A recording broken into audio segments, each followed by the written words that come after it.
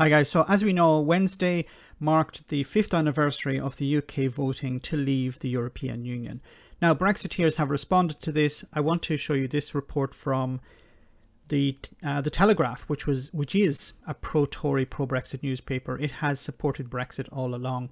You're going to hear from a number of commentators and also Daniel Hannan. Now, Daniel Hannan, before we hear from Daniel, I just want to give you a bit of background. He was one of the founders of Vote Leave. He was also a member of the ERG, which is a Eurosceptic group within the Conservative Party. Now, on Twitter some years ago, Hannan said that it was irresponsible to scare EU nationals in the UK by hinting their status might change after Brexit. No one's suggesting such a thing.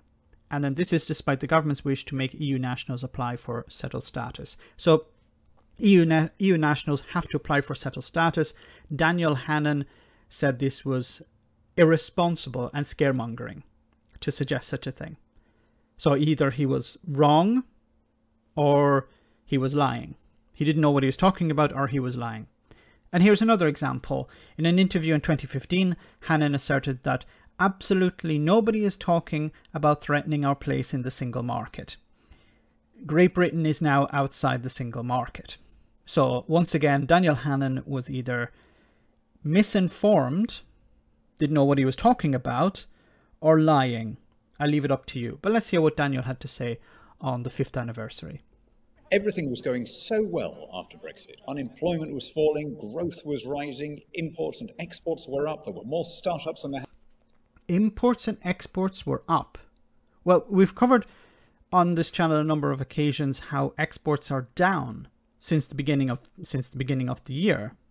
And then, of course, we had this wrecking ball coming in from the side in the form of the coronavirus. And it's really annoying if, on top of all the other reasons, if for no other reason than it means that we can never definitively prove that Brexit was an economic success. But he's suggesting that 130,000 people dying is an inconvenience for him. I'll make this prediction. In a generation's time, when we look back and we see a more global Britain interested and engaged in the affairs of every continent, including Europe, trading with the opulent markets beyond more distant oceans, we will have no doubt that we made the right decision. Now, he says a generation. Somebody else said something a little bit different. We will know at some point, yes, of course we will, but it's a question of timescale. And so how long have you got? We won't know the full economic consequences for a very long time. Come on. We really won't. Of course not, but I mean, we'll have an indication. We'll know whether there's been chaos. We'll know whether there have been job losses. The overwhelming opportunity for Brexit is over the next 50 years. It's very interesting that you... So we have to wait 50 years. Daniel Hannan says a generation. Okay, let's move on. The point of Brexit for a lot of people was to free ourselves from Brussels bureaucracy. To free ourselves from Brussels bureaucracy.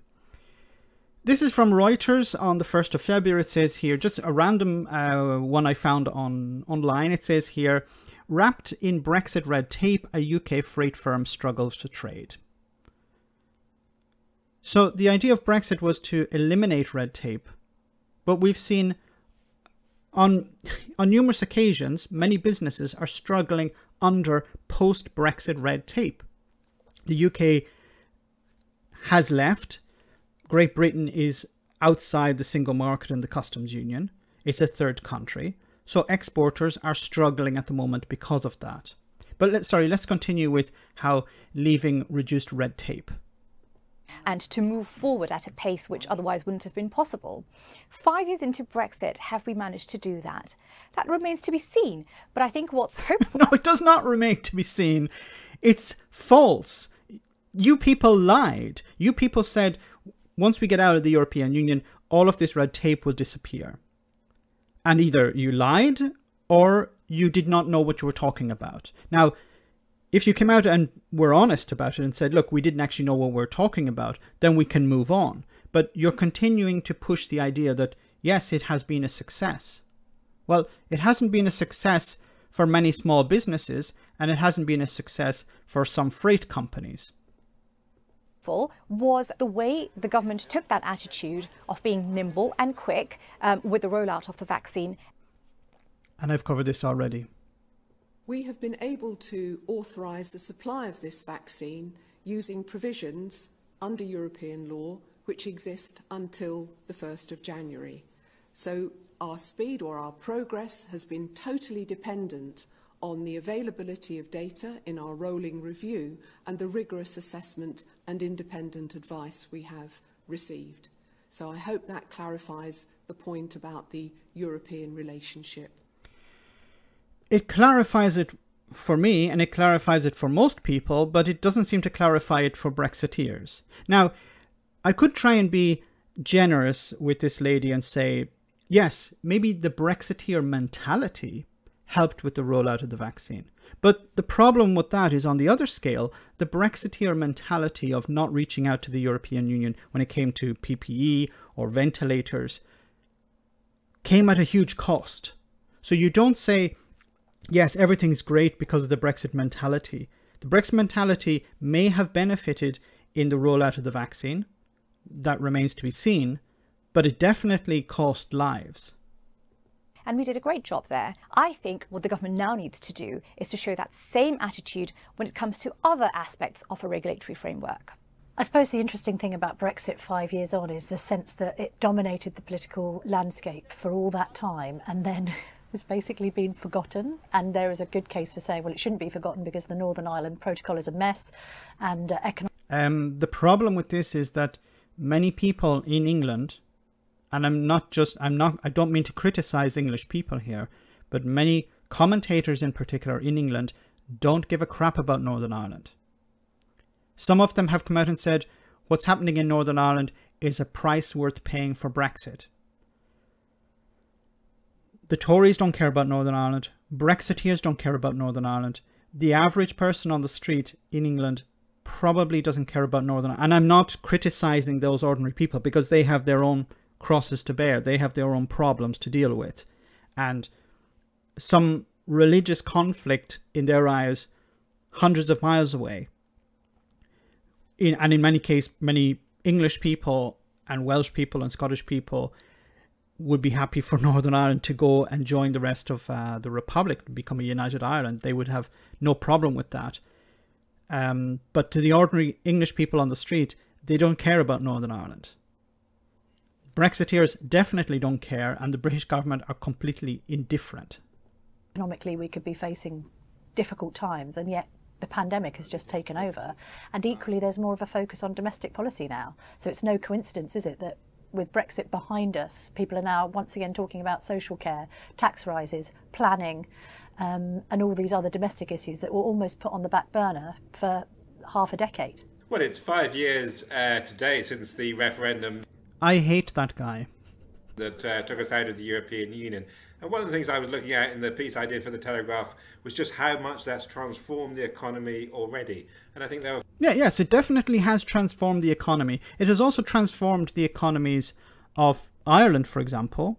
It has transformed the economies of France, the Netherlands in particular. They have benefited greatly from Brexit. 4 ways really that it's done that. First of all, we're seeing a return to a kind of historic trading pattern, which I estimate is probably about 25% of our trade with the EU. So there's a shift away from trading with your neighbours to trading with people on the other side of the planet. And that's a good thing in your eyes? Like, let's take Britain out of it for a moment and imagine Australia. Australia trading with countries in Asia. And if, imagine Australia tomorrow said, no, we don't want to trade with countries in Asia, we want to trade with Russia, or we want to trade with Canada. Would that make sense to people? Just take Brexit and Britain out of it for a moment.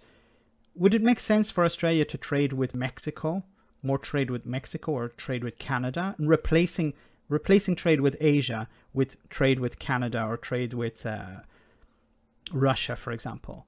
I think most people would say that doesn't make a lot of sense. But when it comes to Brexit, yes, it makes perfect sense. Next, I think we're starting to see real wages go up. Now, wages are going up. It says here, but this is through legislation. This is not due to market forces.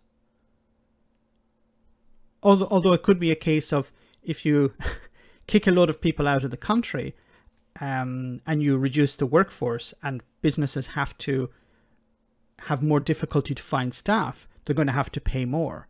But then some businesses won't be able to pay more.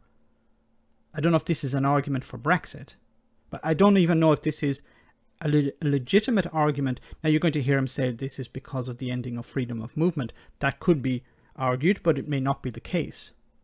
In quite a dramatic way, because we've curbed freedom of movement. After that, we're starting to see some liberalisation on rules and regulations. Not quite enough, and I think not quite enough. So we haven't decimated workers' rights or environmental protections or standards on food enough. This man wants them decimated even more. Remember, these are the people who will not be eating the hormone-treated beef. These people will be eating the organically grown Aberdeen Angus beef. Or maybe they don't eat meat at all. But they will not suffer the consequences of Brexit. Ordinary people will. Isn't it something that you have these rich toffs telling you this is all for your benefit, when in reality they will not be impacted? Finally, we're also starting to see a change in our industrial base. We're doing less low-value stuff. We're doing more high-value. Which can be beneficial if it's true. I don't know if it's true. But this is a smaller work base. If you're doing high, like for example, who hires more people? Fiat or Ferrari, do you think? Ferrari is high quality, high turnover as well. But it doesn't hire a lot of people. It doesn't employ a lot of people. But maybe that's what post-Brexit Britain is going to be about. It has a huge population. A lot of them need to be employed. Swiss style, life sciences, more sophisticated manufacturing. We can argue for a long time whether that's good or bad. I'm sure we will argue about it, but it's definitely different. It's definitely different. So, on the whole, the Brexiteers are still trying to cling on to something that they would claim as a benefit of Brexit. But I think the benefits, the so-called benefits of Brexit, are getting smaller and smaller and more difficult to find. Maybe that's why the government has put out a tender for someone to be a minister searching for Brexit benefits. Let me know in the comment section, guys, what you think. As always, your comments are greatly appreciated. Thanks a lot. I want to say a big thank you to all of my patrons. You ensure that this channel continues to exist. I'm eternally grateful for all of your support. If you join Patreon, you will receive instant access to our Discord server, where we have both audio and video chats. You can chat with me and other patrons, where we discuss important and non-important issues. Becoming a patron per month costs about the same as a large coffee, so why not check it out?